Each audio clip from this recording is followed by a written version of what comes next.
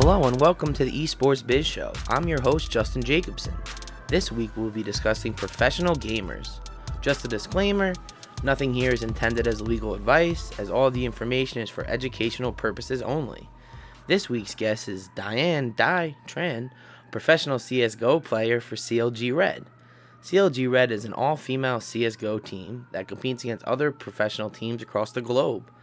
Di has been a professional gamer for several years. Di, thank you for joining us. Thank you for having me. Glad to be here.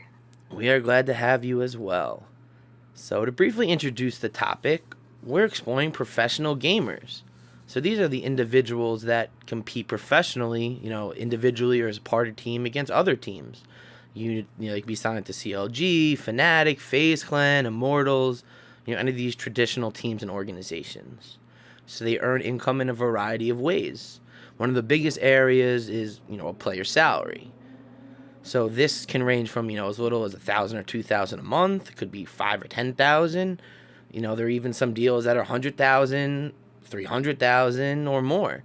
And recently, there's been a new trend with teams actually giving some of their star players ownership interests. Like I know in the last few days, T1 gave Faker an actual ownership interest in the team. So in addition to a salary, he gets a percentage of earnings of the entire organization, which depending on how well the team goes, could be a substantial amount. In addition to salary, they get competitive tournament winnings, and then really any social media or streaming revenue. So if they stream on Twitch or YouTube or Mixer or any of these platforms, they can make money from the on-stream advertisements, any donations, tips, subscriptions, bits, any of these kind of user interaction revenue streams. And then another huge area for many pro gamers has been sponsorship and brand partnerships. So whether it's as part of their team or just independent ones, this has become a new area that has become pretty lucrative. And then, for the select few that have really set them apart, some gamers may be able to have their own merchandise, hats and t-shirts and mugs and mouse pads that feature them on it. So now that we know a little bit more about how pro gamers earn revenue, Di, tell us a little bit about your past esports experience. I've been on United since I was about 19, and we joined CLG around the same, I think, year. I was probably 20 at the time when I joined CLG, and they've been my home for the past 5 years now. So I'm turning the big 25 this year. So it's technically my 5th year with CLG. Yeah. Awesome. So how did you get into professional gaming? So as a kid, I just loved video games in general because of my brothers. They're about 6 years older than I am. And afterwards, I found out there was a competitive side towards all these video games, and I really got into it. And basically, one of the players on United, which is Miss Harvey, she found me through this third-party client that we use called ESCA. And, she asked me to scrim, and it wasn't a tryout or anything like that, at least not in my head, because I thought, she told me hey, our 5th is out of town, can you just come ring for us? And I was just yeah, sure. So I was just standing in for her for about probably a week-ish, 2 weeks. And then all of a sudden she asked me, she's hey, we really like you, we want you to join the team, and we want you to come to Paris with us in that same very year. And I was just I was so mind blown. It was insane. That's amazing. So what games did you play with your brothers? There's tons. We used to play Super Mario. We used to play a bunch of Mario on the Nintendo 64, and we used to play so many together. He got me into Warcraft 3 also, and StarCraft. And then one of my first FPS games was Halo 2, which me and him used to play a lot as well. I used to come home every day and just play it all the time till I was I had to go to bed. You were really good at Halo. Oh yeah, honestly, Halo 2 was my domain. I was 10, but I swear to God, I was a god. I'm never good at those games. Halo, GoldenEye, I'm the dude that lands and gets killed first. But StarCraft, I do enjoy StarCraft and StarCraft 2. That was definitely in my wheelhouse. Those are definitely fun. So tell us a little bit more about your experience with CLG Red. How's that? I love it. I think this org is almost like a family, really. I think we've been with CLG for so long now that I mean we can tell them anything. We directly like. I think the biggest thing about having a good relationship with your org is being able to be open and honest with them and being able to tell them like, hey, this is how I'm feeling about so and so X, Y, and Z. And just having that connection with your org is gonna make all the difference. Great. So what's a typical day as a professional gamer like? So I recently just started in-game leading again. Emmy tried it out for a couple of months, but we figured like she didn't like it that much anymore. So I took it back. I was the IGL beforehand, and I think it's more work on my plate now because as an in-game leader, you have more responsibilities per se for the team. So it's a lot of you have a lot more strats, you have a lot more things to review, just because you are calling the shots in game. So I guess for me, typically, our normal practice within the team is it ranges from either 3 to 8 or 4 to 8, depending on the day. It's usually like, we usually have weekends, but I guess for me, it's like either a couple hours prior beforehand watching demos or, even doing it after prac. Okay, so 3 to 4 hours a day, 5 days a week, plus prep before and after, pretty much. Right. So what's kind of the difference between being a shield and kind of being the shot caller? Is it just a lot more time in studying, or how does that differ? I mean, it's still technically the same if you want to be a better player in general. I think you still need to put in that extra work just because you want to do, maybe you saw like a play that a pro team does and they were like, hey, let's do this too. Like it's a really cool play and just, kind of bring it onto the team. And it's a lot of fair share work. It's just that, as the IGL, it's like you technically are quote unquote the leader of the team and you have that role of, just doing the extra mile. Awesome. So what are practices like? Is it just you guys just, doing the boards over and over again, or is it like strategic? What's it? So I think it depends on the day, really. So I'll generally make the schedule for us, and if I want to work on a specific map that day, I will put in server time for us, and that way we're all on the same page once we get like into scrims. So after we do server time and get everything like, we discuss everything all together. We pretty much just play other teams, and then we get the practice from that. Okay. So is tournament prep different than a regular practice, or is it about the same?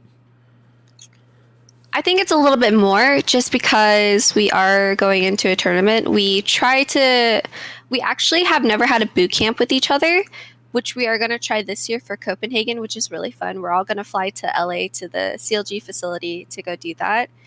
Because we're always online and, we're just practicing. It's not that much different. It's just an extra like oomph into the work. Like an extra hour or two, or yeah, because it's like we want to make sure that we're all prepped on the maps that we worked on, and we want to make sure that it's like it's secured. Because sometimes when you play like one map so much, since there's like 7 of them in Counter-Strike, like sometimes you're gonna forget stuff on the other map just because you've been grinding that one map. So before a tournament, you got to make sure that you're grinding all the maps, and it's just like everything is down. Interesting. So I know at one point you lived in a gaming house. What was that like? It was fun. It was so fun. It was like a sorority house. I mean, it was like you're living with your sisters, you're living with your teammates. I think it was a fun time. How many girls lived there? About 5 of us. And you each had your own room? What was like the setup? We each had our own room, which was really nice. I think it's nice to kind of balance your personal space with your work area. Mm-hmm. So it was just nice having that. But it was also like, I got to see my teammates every day and I couldn't ask for more. I think it was a really fun time. Do you find any difference now that you guys are all kind of spread out, or is it kind of really the same?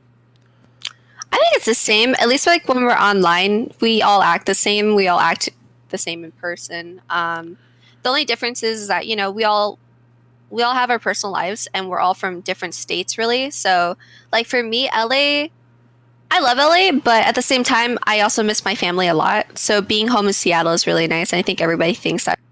Right. It gives you can really kind of go to work and then come home and really kind of keep them separate. Right. So what does it feel like to win like a big tournament or match? Like, what is that? Like, tell us what that's like. It's an adrenaline rush. It's like you do all that work that you prepped for, you scrimmed for, all the sweat, blood, tears that you want to put into this game, and you put it all into that hard work there. And for those like 15, 30 seconds, maybe even 5 minutes of just the rush of just winning, it makes it all worth it. I like it. I don't even know how to explain it really. Great.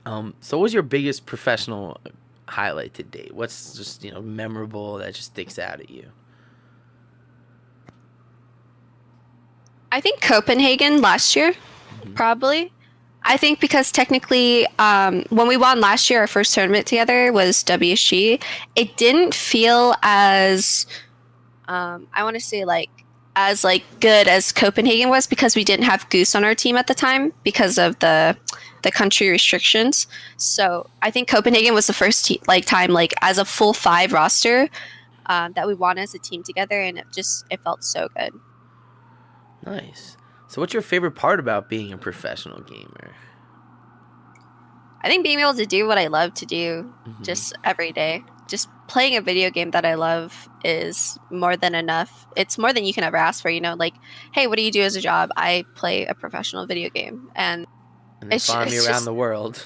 Yeah, it's just something you can't comprehend sometimes, and you're just like, wow, I get to do this.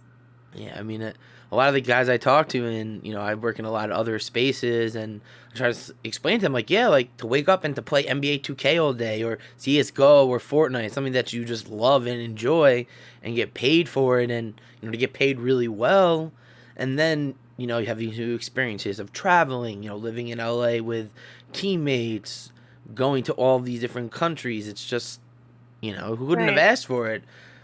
I definitely didn't know this was going to exist when I was growing up, or I might have, focused on StarCraft a little bit more and, law books a little less. No, but anyway. So what's the first game you played? Was it back in N64 or before those days? It was probably Super Mario, honestly, on the N64. It's So probably Super Mario Mario 64? Yeah. That was a good one. Literally super old. We had that console for so long. I think I was maybe 5 or 6 or something like that, along those lines. I was pretty young. Yeah.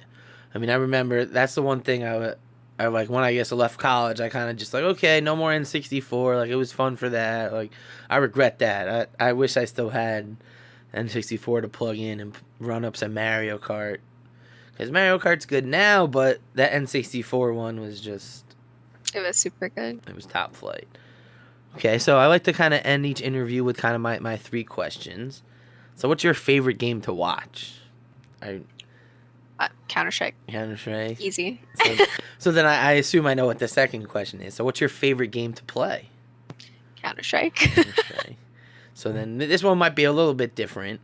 So who's your favorite video game character? Like Mario, Luigi, any, Pikachu.